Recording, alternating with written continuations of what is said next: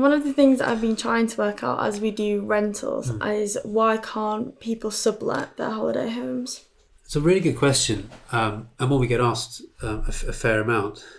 We have rentals which we started a couple of years ago. When we started this, the owners didn't really like the idea because they said, "Oh, we're not going to know who's going to be on park. It's that you're going to have people who are not as invested in the park." And we said to them, "Look, trust us. We've got this. We know what we're doing here." And we partner with Ho Seasons, which do very good holidays. They specialise in holiday parks, and they understand completely where we're at. So we pitch our rentals at a very high level. So we price them very well, and we found that we keep the profile of customer of holiday homeowner and holiday renter the same. So they get on very well. Yeah. And I found that when I asked the owners. Last year, we had an end of season summit last year to wrap up how the season went.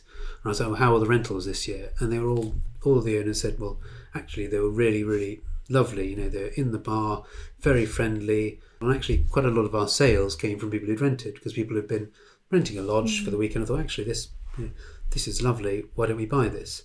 So you've got the same profile of customer, which means that they all gel together nicely. In fact, I said to everyone, "I'm surprised you to know that we had 950 bookings last year and not a single complaint." The answer is that our rentals work quite well, but they complement our owners.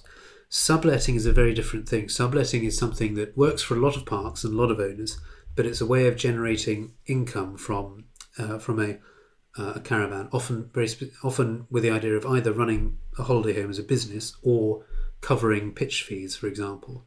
And for us, that doesn't work as a profile of customer.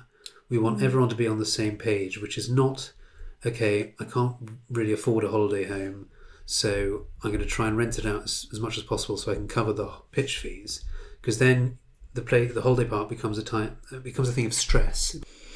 It changes the atmosphere of the park when you have owners who are not so much proud of their holiday home as thinking of it as a business venture, if you see what I mean. Yeah. So it wouldn't work for us because essentially we want everyone to pay their pitch fees, which they know that's their investment in themselves and in their family and in their friends, and that's going to get them the holiday home that they love, which they look after. They care about who they bring onto park and how they act.